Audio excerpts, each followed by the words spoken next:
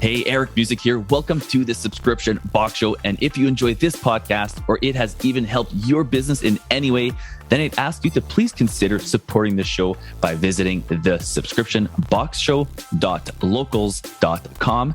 Any dollar amount would be a blessing to us. Thank you so much for considering. Hey, Eric. Hey, how's it going? I'm well. How are you? I'm good, thanks. Thanks for doing this. It's been a long time coming. I love getting these big subscription box companies here. So yeah, thanks for having us on board. Yeah, right on. Cool. So we're just gonna kind of roll into it. So it's already recording, obviously. So this is kind of like the new format. So I'm not too sure even if you've had a chance to see kind of like the old format, how we used to do things. Used to be all these like really, I kind of say now maybe overproduced intros and music, and we still have like our jingle, I guess you could say, but right, without like the voice actor anymore. I guess the point of that would have been like when the show first started, there was no credibility other than the guests. So we put all these different things in there, thanks to our podcasting coach. But yeah, now I think the show's got enough legs that we can just kind of get straight into it in this new format. Just kind of have like a long form conversation about subscriptions and seeing what you're seeing. You're in Seattle, right? So we'll just, I guess, yes. I'll just start by introducing you. This is Matthew Berk, of course, from Bean Box, everyone.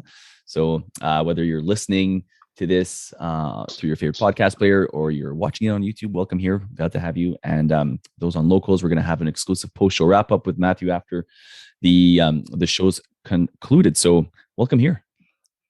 Thanks so much. Thanks for having us. So what's new in the subscription world out in Seattle? It is in Seattle, right? Yeah, we're located just south of the city in a place called Georgetown. Yeah. Okay, cool. So is that kind of like a suburb? I'm not familiar with the landscape there. Yeah, it's more of an industrial area. It's kind of where Boeing does manufacturing. You have all the rail yards. It's where the port kind of starts. So it's more of the industrial area of Seattle. We have a lot of partners who are kind of in the city proper and outside, but it's a good place for us to have grown. We started in the city in a couple hundred square feet and outgrew it really quickly. And it got to a point where having kind of receiving and outbound in a downtown area was kind of infeasible for us. Yeah, I can't imagine. It's probably expensive as heck too, having an operation in downtown Seattle. Yeah, I mean, the other thing for us is last year we received and then shipped out something like 175 tons of coffee. And, trying to imagine doing that in a downtown area it just doesn't work at a certain scale. Yeah, good for you guys. That's amazing. Well, speaking of coffee, cheers to that. Are you a coffee? You must be how many coffee cups? Well, we'll have a bet an over under. How many coffee cups a day does Matthew have here? Yeah, I mean, it's kind of strange. I drink 1 cup a day. You're kidding. Maybe total, yes, but it's across tasting different coffees over a couple of hour period. So we have a director of coffee who does all of our tasting, and I don't know how she does it. She has probably 7 or 8 cups a day minimum trying new coffees. But like my habit changed when we went into this business. I used to pound 2 or 3 cups in the morning as a habit. And I think what I've learned here is that coffees are very specific. They can be very interesting. There's sort of a wide range of tasting notes and flavors and experiences. And so for me, I'll take 1 or 2 sips and then move on. And so I now see my habit as sample a little every day, as opposed to I'm a 1 cup guy, a 2 cup guy, a 3 cup guy. So it's really changed my habit. Hey, cool. So for those who've never heard of something like Bean Box, which is a coffee subscription, everyone. So very popular subscription box in a very competitive niche. I'm sure we'll get into all these things. For those who don't know much about coffee or who don't have the luxury of is coffee a healthy thing? I'm just curious because I read recently that coffee is now back. Correct me if I'm wrong, it kind of goes unhealthy. It's not. It is healthy now. It's back healthy, but it has to be black, which I drink my coffee black, right? So what's the latest on that? Yeah, I mean, I think the over under is that it is definitely healthy. However, if you want to pick out studies that will find edge cases where if you drink this type of coffee or you drink too much, or maybe if you drink not enough, it's not as healthy. But really the over under is that generally coffee consumption is good. It's good for people in general. It's good for the body. It has antioxidant properties. We don't really talk about the health Yes. aspects. Like it's just an area we shy away from. We can say anecdotally it's been very good for us. But there are all these myths about coffee, like it stunts growth if you have it too early. Turns out that's totally untrue. Okay. I think what we stick to is, sure, if you drink too much caffeine, you're going to be pretty jittery. But by and large, it's a good thing. And I think what we like to think about is how people drink coffee, not how much or whether. And so for us, it's when we started the business, we thought, can we take something that people think of as like, this is my habit, it's just what I do every day, and can we turn that into an experience? I think much the same way that subscription boxes take what ordinarily is, I'm going to buy a bunch of products or I'm going to buy a product, and they turn that into an experience. You get variety, you get to replenish what you have at home, but it moves it from the category of here's a bunch of product or here's something you consume as a habit to I now have a tasting experience around this thing that otherwise is just a commodity. And so for us, like we say, yeah, we're a coffee company, but we're kind of about people having better mornings. So we know the past 2 years with people at home, the things have been pretty difficult across the board. And so we like to think about it as any experience that you use to start your day that can help calm you and center you and prepare you for what's ahead.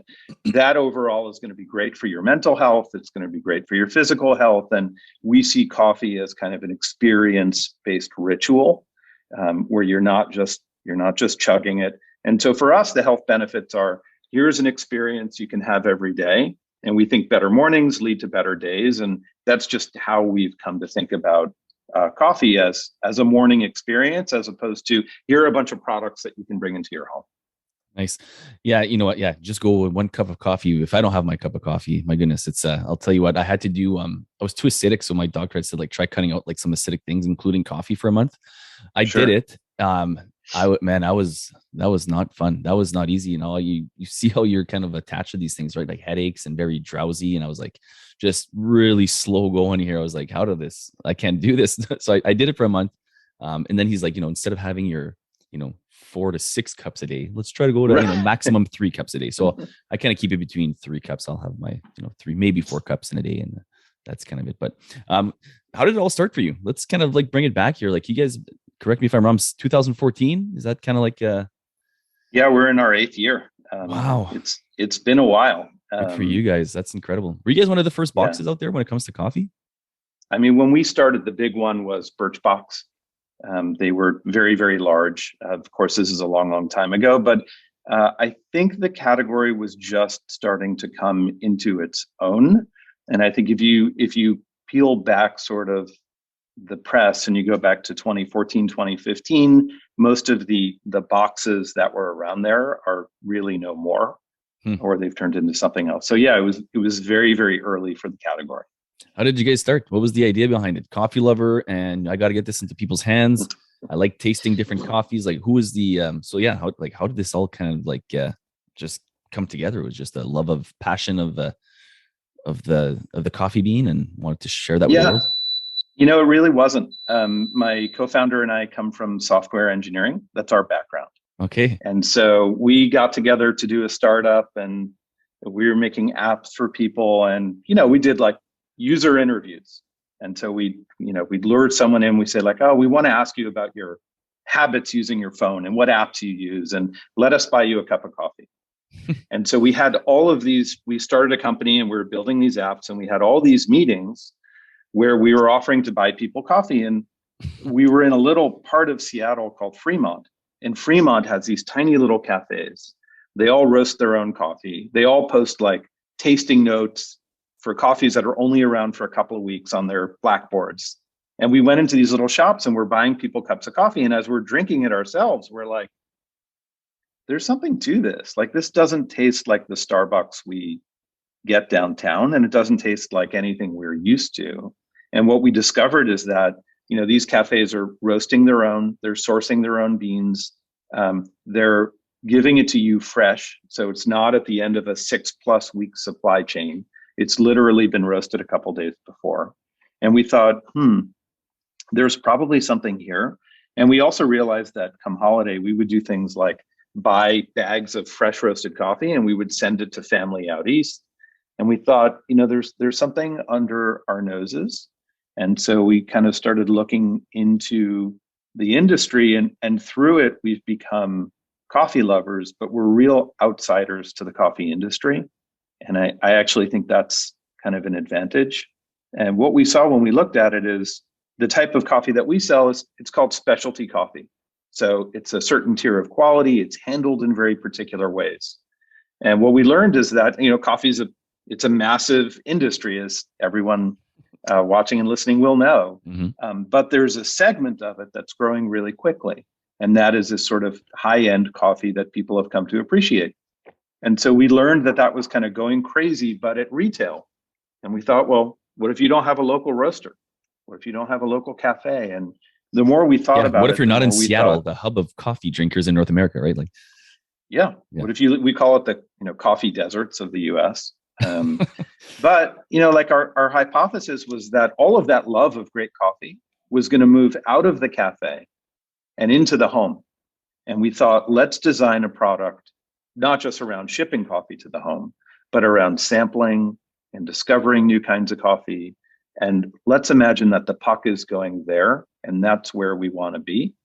And sure enough, not too many years later, like the pandemic put us all at home for upwards of 2 years, and consumer habits changed. And so the future we thought was going to take a really, really long time to come to pass came that much quicker.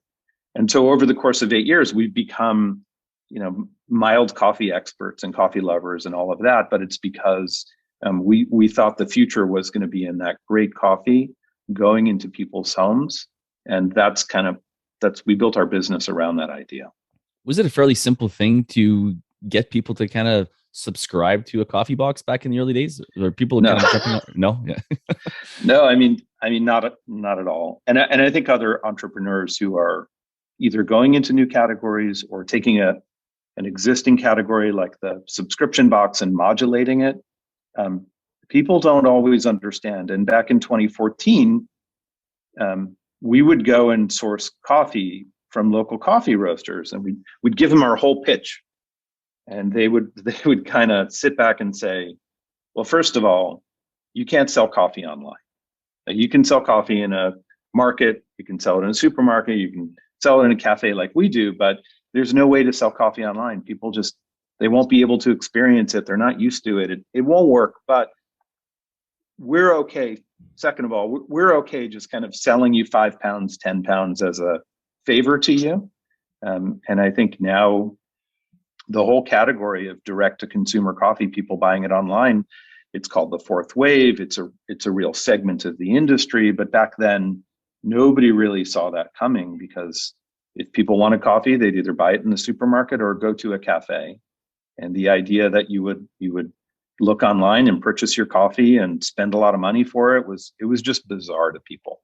It was a long road. Yeah, I can imagine. So did you guys have to position yourself as experts, or did you guys have to look for outside help on that one? Because you said you're still 8 years later, consider yourself mild experts or whatever. I'm sure you guys are no more than the average person. But I mean, back then, did you have to find some of these, were you guys sourcing locally in Seattle? Is that kind of the deal? Yeah, so we started sourcing within Seattle, and we relied on the expertise of our roasting partners in the very beginning. And since we have 50 plus coffee roasters now, they're all over the nation, everywhere from Arkansas to New York to Florida to California. Pacific Northwest is a concentration, but in the beginning, we relied on our roasting partners for that expertise. And as we were developing it, we kind of now have a department that's just, all they do is coffee. All they think about is who's roasting what, where are they roasting it, how are they roasting it, what's their sort of expertise. And our director of coffee is a juror for something called the Cup of Excellence. And she travels all over the world and goes into a country like Peru. And they invite all the farmers who are producing coffee there to come into a competition. And so she's literally trained to sort of taste and evaluate coffees. And so we've built in that kind of expertise. And what I think people find amazing, and I still find it amazing, is we still get coffees very often that we'll taste and we'll say, "Oh my, this coffee is out of control. This is amazing," but we won't sell it. What? And the reason is we've come to know our customers so well that we can taste a coffee and we can know very quickly whether it's something that they're going to want to drink every day, or something that's unusual enough but very drinkable and desirable, or whether it's kind of off the spectrum. And I think one of the things we also learned is that, like, this type of coffee, it scares people, right? Because they're not sure, how do I evaluate it? Like, when you walk into a cafe, you don't know the difference between a Guatemalan and a Kenyan and an Ethiopian and an Indonesian, and consumers don't really know that. And so we try and act as the guide. Mm-hmm. And if we select a coffee that we love because it has some very particular, palate tickling thing that's out of the ordinary, they might not like it. And so one of the things we've tried to do is take a really complicated, I would say in many cases, overly complicated world, and make it really accessible to people. We describe it in simple terms. We market it in really simple terms. Like, instead of talking about elevation and varietal and the technical details of roasting, we'll say, this coffee is chocolate cherry. Or we'll say, this is the peanut butter crumble of coffee. Okay. And we'll try and analogize it. So we just try and make it simple, and we take all of that expertise and we make it less difficult for people to relate to. And I think that's a big part of what we do. Nah, that's incredible. You're dumbing it down for people like us who just like good coffee. We just want to enjoy the good coffee, but we don't know. Yeah. I couldn't really care less where it comes from as long as it's good, right? Like, I mean, and I don't know, like, is it as sophisticated when it comes to, like, you mentioned this woman who goes around and she tastes coffee? Like, first of all, what a job! Like, sign me up. But I mean, I'm sure there's a lot of training. Just like, is it as sophisticated as something like, wine tasters where they have like different degrees, or even beer tasters and whiskey samplers now, right? It's like, you have these sophisticated judging and competitions. Is that similar in the coffee world? Yeah. Oh yes, it's an entire industry. So there's a certification which is more about sort of the physical attributes of coffee. It's called a Q grader certification. And what people don't really believe is that if you look at the chemistry of something like wine has hundreds of different sort of tasting notes, or sort of what's conjured up in your brain when you drink it. Coffee is thousands. What? Really? Coffee is very, very complicated. And I think, like, a part of this is that the world of coffee is segmented into all the stuff people get kind of out in the world day to day, everything from like Dunkin' Donuts to Starbucks. It's sort of commodity coffee.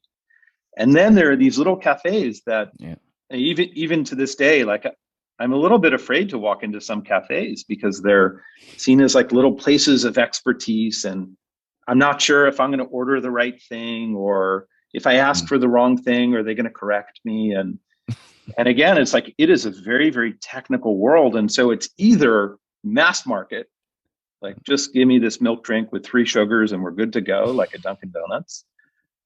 Or it's so heavily specialized that we feel like there's a psychological barrier there.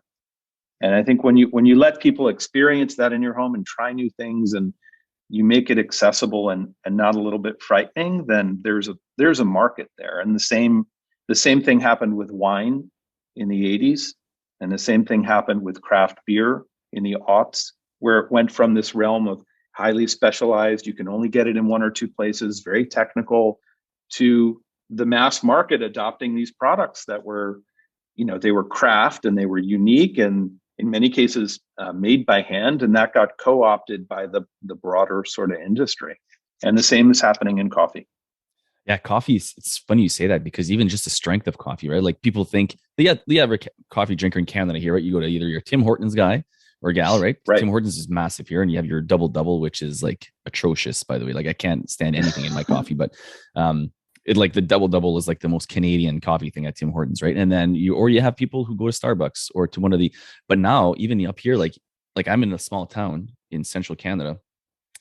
There's like all the small towns around it each have their own little coffee roaster, like independent coffee roaster, like and it's incredible. Like, this guy's bringing in, he's from Ethiopia. He brings his beans from from his homeland, like his home country, like, and they roast it right there in this little town of like 5,000 people. And then same thing over here, like it's incredible. And you can, and they actually have little subscriptions now. They're, I don't think Yeah. they're not a subscription box, but people can subscribe to it and they'll deliver it, that kind of thing. So yeah, it's a growing thing, along with kind of like craft beer, what you're saying.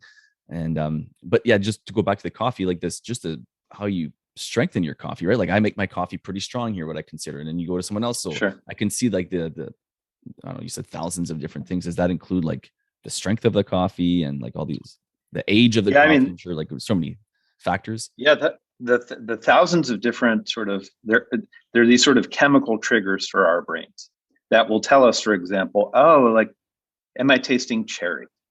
Right? Am I tasting lavender, or am I smelling lavender? Do people Or actually is have that? Like, this is that a thing? Because coffee is like, it's strong or it's not strong.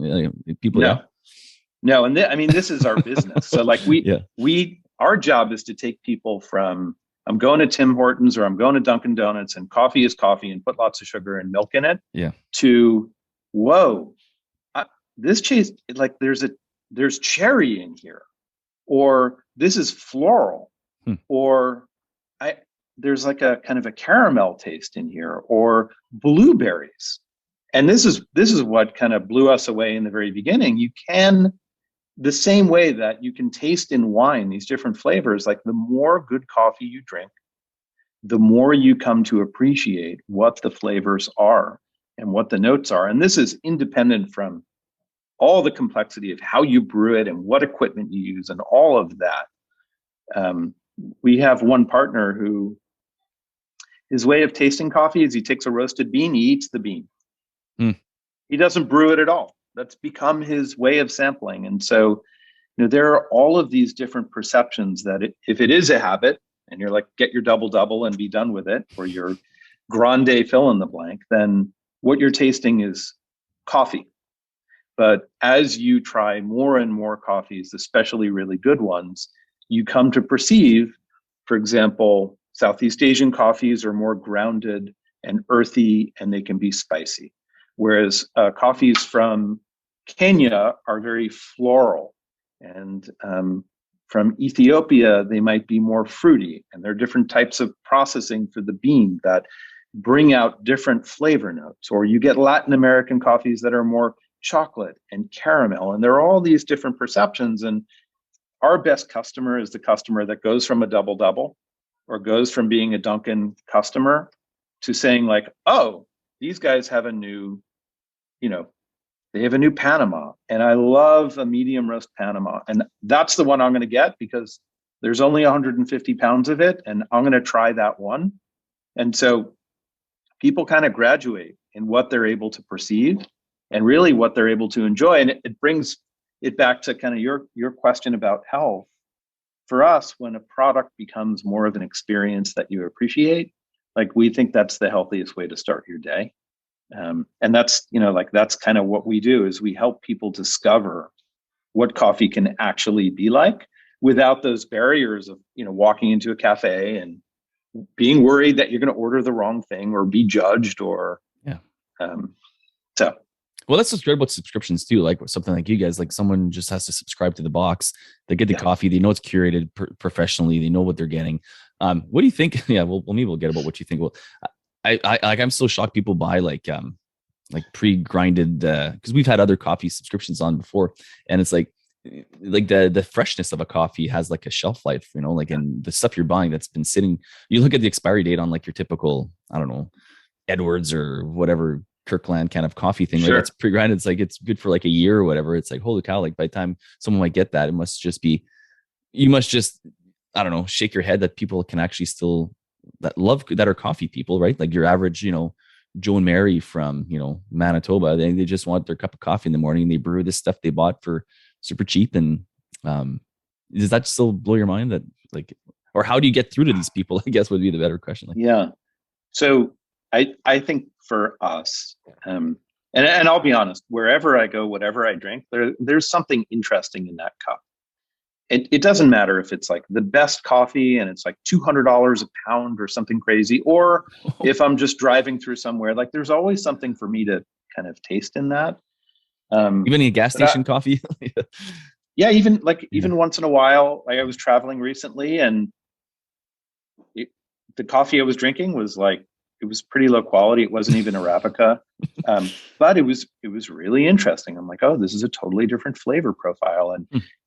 I feel proud that I can taste the difference, and I know what the difference is, and it made me miss my regular coffee and appreciate my regular coffee. But for us, the key there, um, the key is sampling.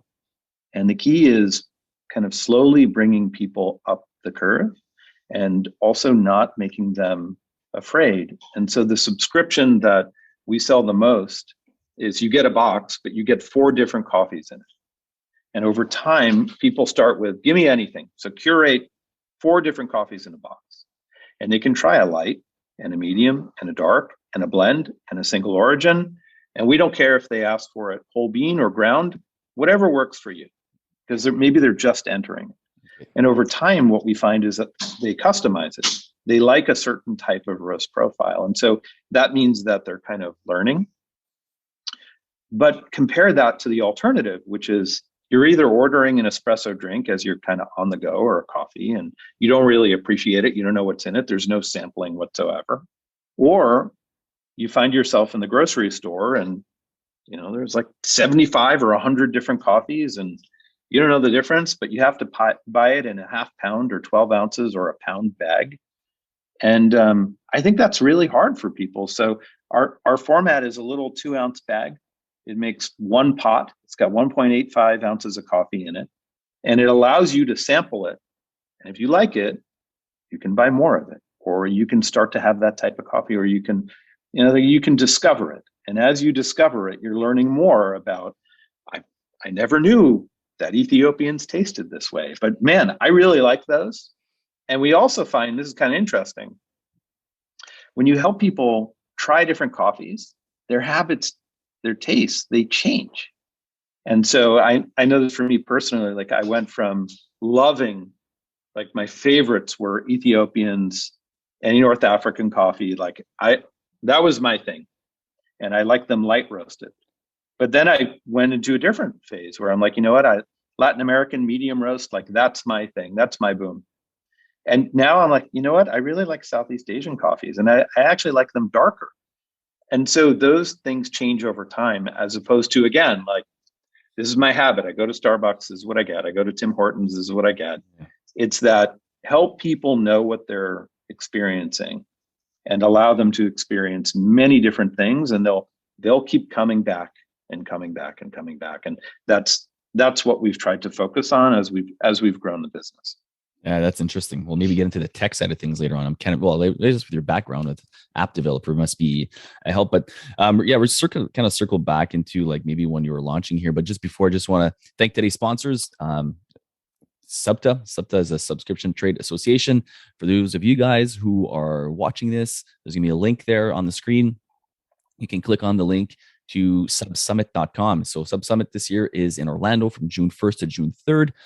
I'm going to be there. I'm going to be speaking there on one of the tracks, on the beginner tracks for people who are just kind of starting, along with some other familiar faces in the subscription industry with Julie Ball and Sarah Williams and all these other people. Liam Brennan's going to be there. There's going to be a ton of fantastic speakers. Matthew, are you going, by the way, to SubSummit this year? I don't think so, but maybe I Okay. will. Maybe Sounds great. I'm going to pitch you here. So guys, so if you've never heard of SubSummit, it's the world's largest subscription conference put on by SUBTA, the Subscription Trade Association.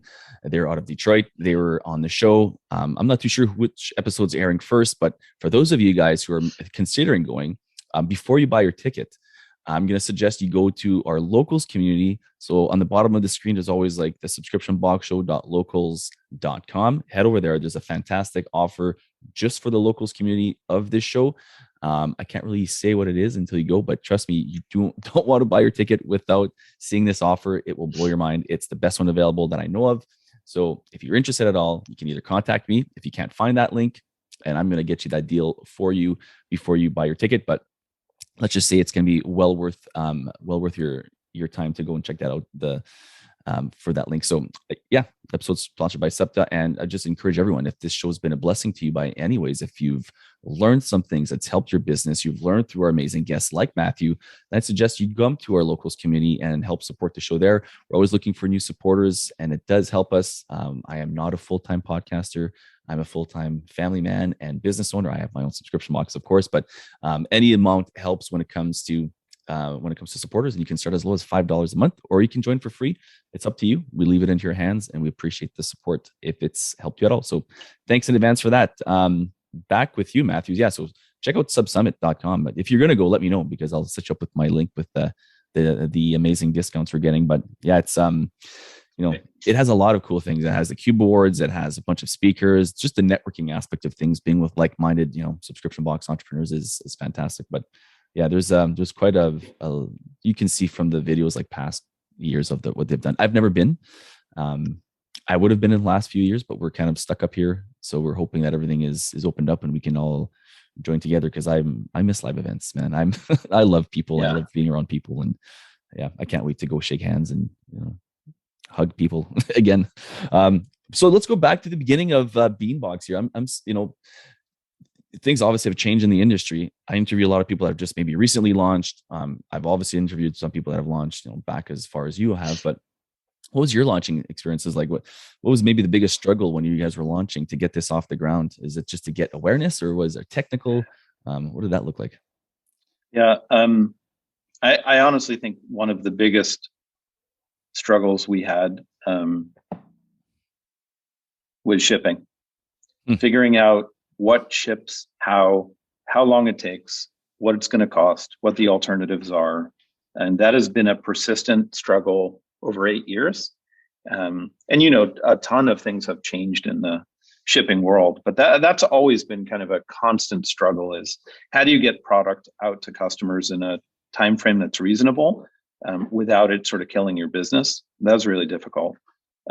I do think one of the areas that was kind of a joy and continues to be a joy is the product side of it, like deciding what we're going to offer as a product. And that's not just like what coffees we pick and which go together, but coming up with different formats. So, for example, we have this world tasting tour. It's 16 different coffees, all single origin, all put in one. What does that box, mean? Single origin. Fresh. Sorry.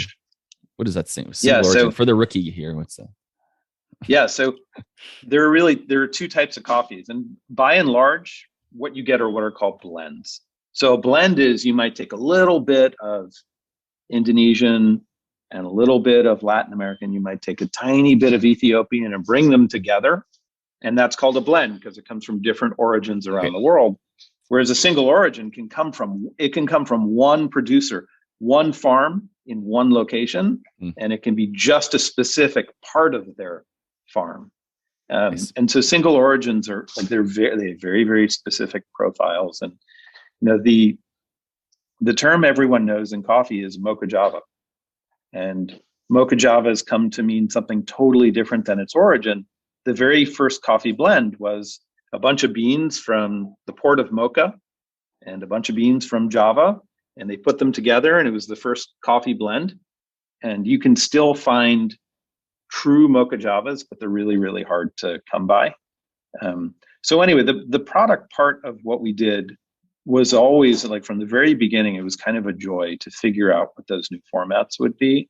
And I think that's, for folks getting into it, that's what you want to look for. If your real struggle is around creating the product or knowing, like what kind of product is going to sell or appeal to people or fill a niche in the market, people talk about sort of, like, how do you capture the demand for a product and how do you shape your product accordingly? If that's not a joy and that's a struggle, then that's kind of a red flag. But the mechanical parts of it, like shipping it, that continues to be a challenge, and not for the mechanics of putting it in a box and getting it out, but how much does it cost? How long does it take? What are consumer expectations? And especially if you have a product which, like ours, it's perishable. So how do you get it there in the right time frame? So that was an initial struggle. Adoption, as I said, when we started, people said to us, you can't sell coffee online, you just can't do it.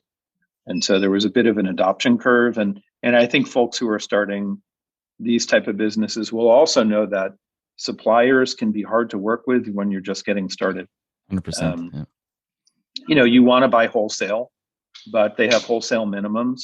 And so that's difficult to kind of work around.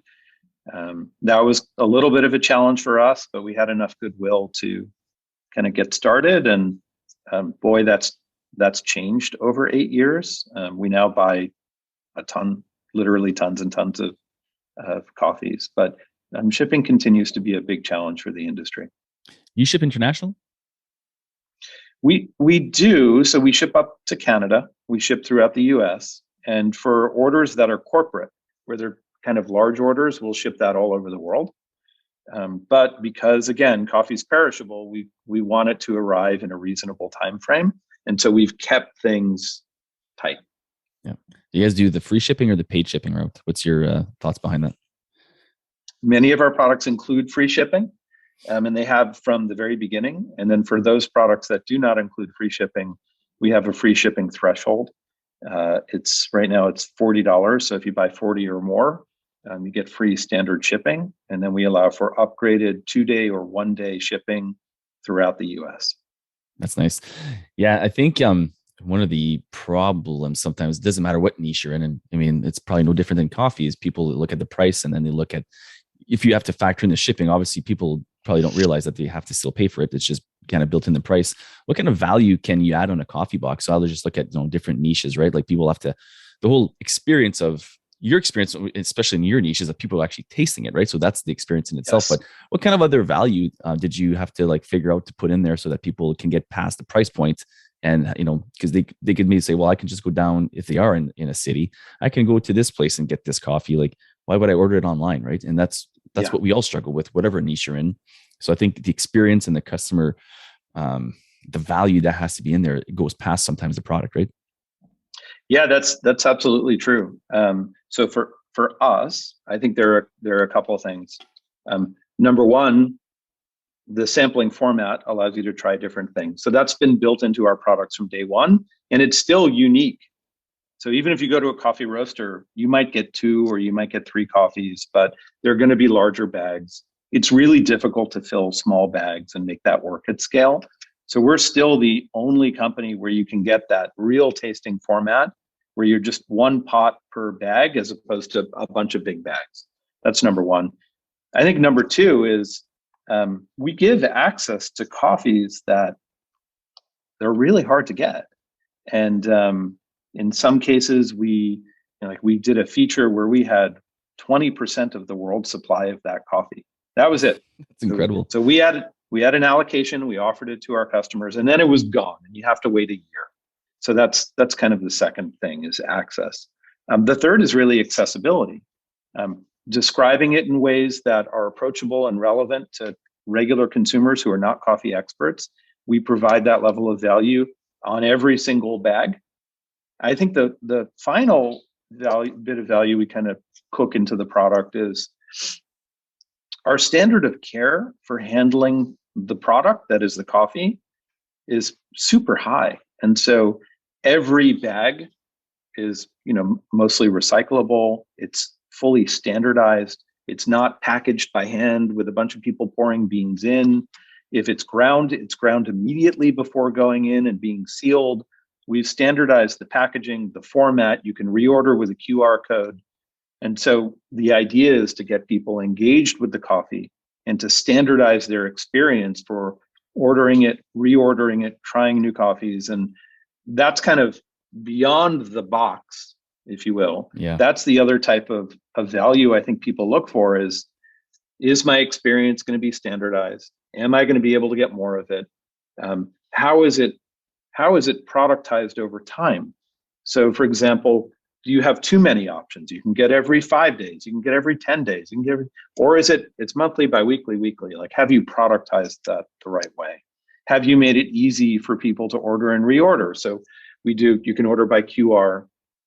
You can go to our app, you can go to our mobile site, you can go to our site, you can just call us up. And so those are a part of the value too. If, like the ultimate goal of a subscription box is to keep people engaged and re-engaged, you have to make it really, really easy and standardized. So I think those are the types of value we think about cooking in. And of all of them, like free shipping is really important, or having free shipping built into the product. But that's kind of a little hurdle that people have to jump over. And once they're over it, then all those other sort of aspects of value become really, really important. Yeah, despite all that, they want it because of all the things you just listed. I've been talking to doing these interviews. I think a trend I'm kind of hearing from the entrepreneurs is that this year, like community, building some kind of community is really becoming part of the experience. People want to be part of something outside, like you said, outside the box or beyond the box. What else am I getting? Do you guys do anything with community? Like, I've heard anything from, I guess, on your niche, I would assume, like, do you guys do kind of like live tastings or have kind of like these virtual kind of things? How are you guys building community, if at all? We haven't to date, to be really honest. Mm-hmm. I think that's an area where we should It's an opportunity, invest. yeah, for sure. It's a big opportunity, and I think so. I'll give you an example. There are many companies in this space who, well before they ever had a box offering or a product offering, they had a platform and they had a community. For example, a community of listeners or viewers. And you can turn that into a very active and engaged customer base. Right. There's a fellow in New York, he's known as the Baby Guy. And so the Baby Guy had built this massive following and massive community before he ever offered anyone any product. And so I think there's kind of a new trend, which is you start by building an audience and a community, and then you flow product through that. But it's an area in which we've, I think, underinvested, and there's probably a lot to be done for us. Yeah, it's an interesting thing, right? Like, it's a thing I think people are kind of grasping to, whether it's like us joining the locals thing, or you're seeing like, and the reason I think part of it too, it's kind of ingrained with us now, is like, you've had, we've been at home for 2 years, like you mentioned earlier, right? So I think people are used to virtual happy hours, or in this case, coffee, what are you guys, could be a morning thing. And I think you're in a cool position that you guys do have a large following with your subscription already. You have these email lists. It'd be pretty easy to just transition that. And people in your niche are very passionate, right? It's like, they love coffee. They're there because they're obviously coffee lovers. And what better way to have, like, having a famous, I don't know, I'm just thinking it'd be so much fun to kind of curate these things for your community. Yes.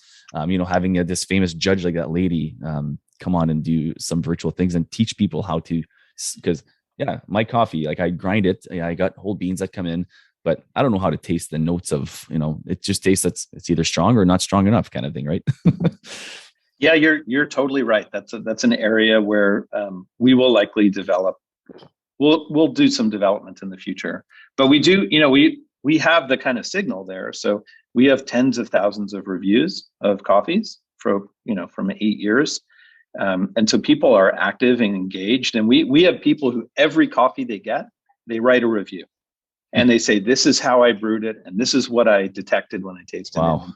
They're so active and engaged, and multiplying that across all those people can be really powerful.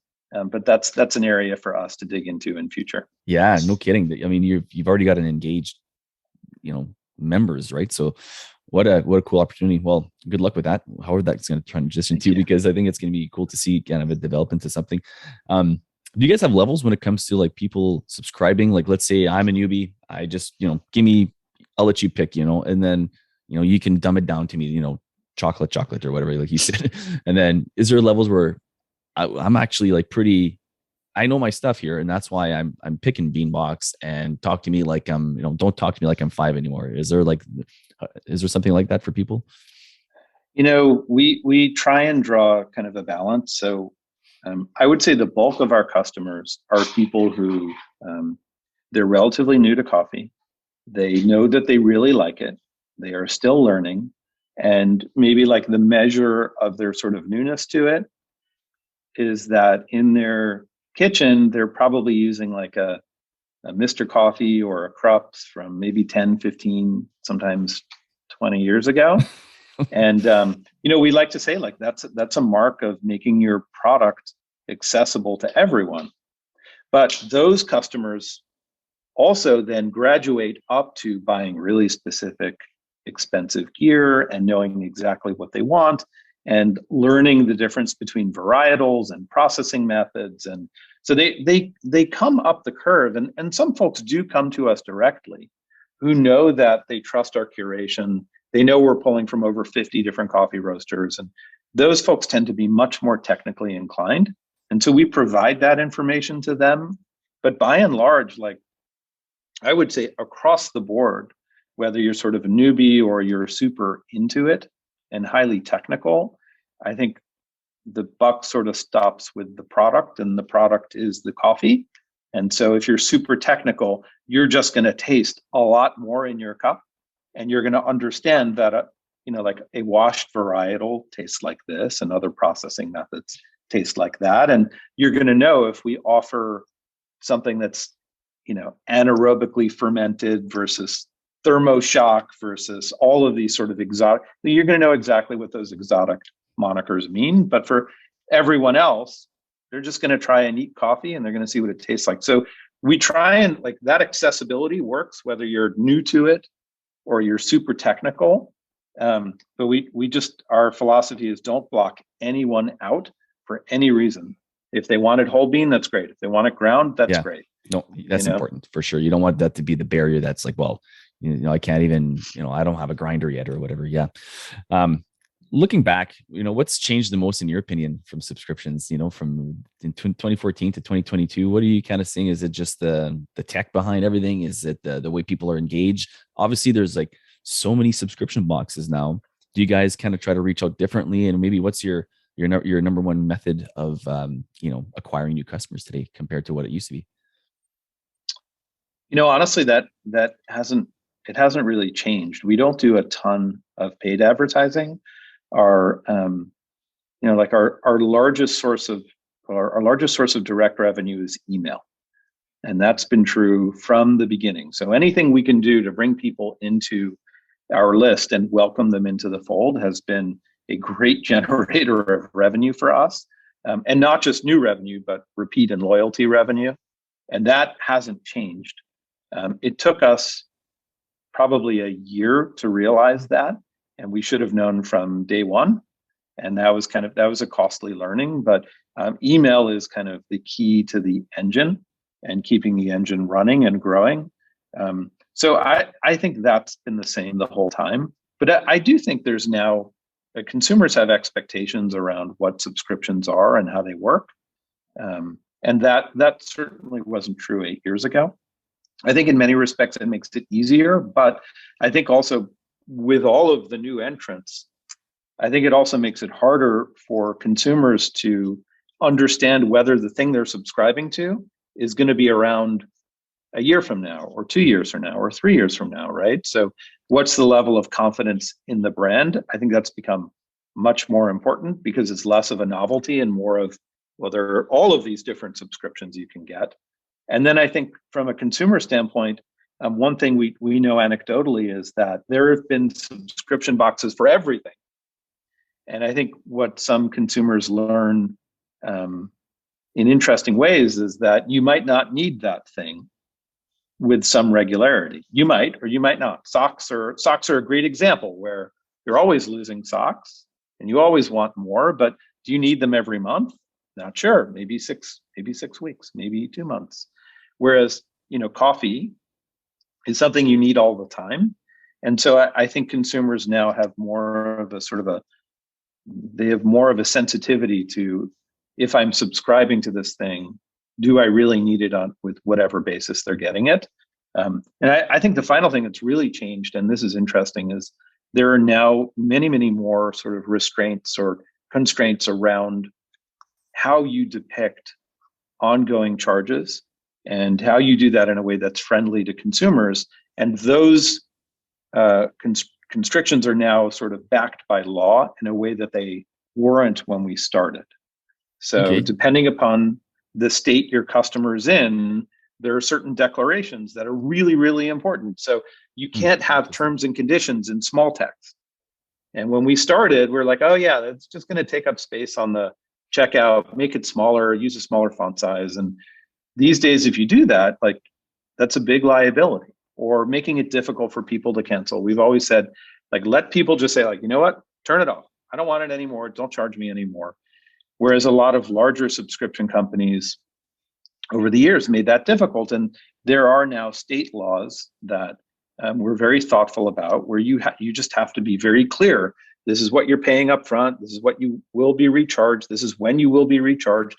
This is, how you cancel it and the different ways you can cancel it. And that has changed dramatically. And I think if you're new and starting out with a subscription, there's kind of a grace period where you can pretend you don't know about those things. But as you scale, and we review probably 3 times a year, all of our terms and conditions, what we present, Wow. how we present it, when we recharge.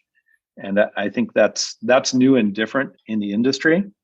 And maybe the final thing is, there's a whole industry now that didn't really exist when we started, around maximizing recharges, which is kind of a variant on really finance tech, where they say, look, you've got a subscription box and some of those people are going to churn out because their credit card won't go through, and then you won't be able to send them product. And if you route it all through us, we'll help you eliminate churn and recover lost revenue. And Mhm. that's a relatively new space that did not exist when we started.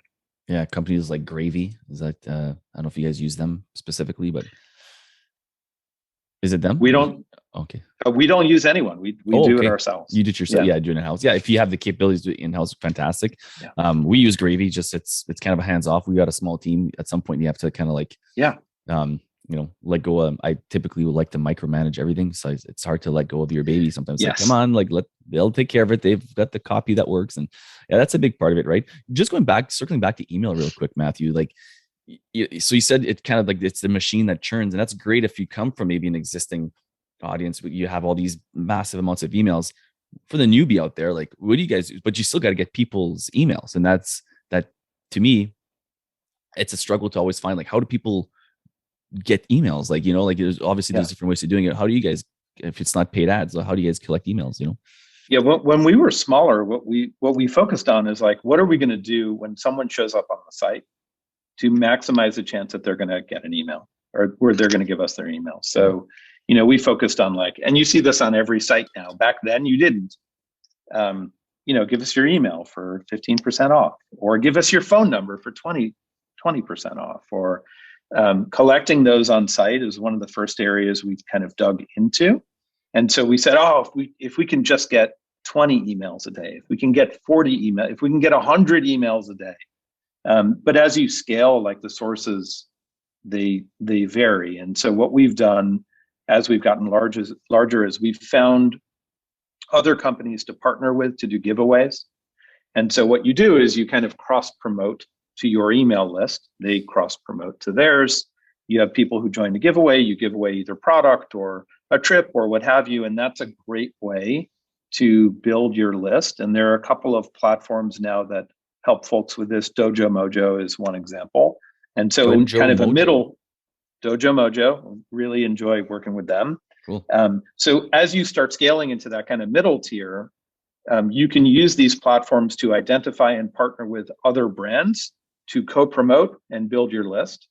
And then as you get kind of larger and larger, you can kind of do direct deals with other brands to bring people onto your list and market to them. And so that focus on email it's driven so much revenue.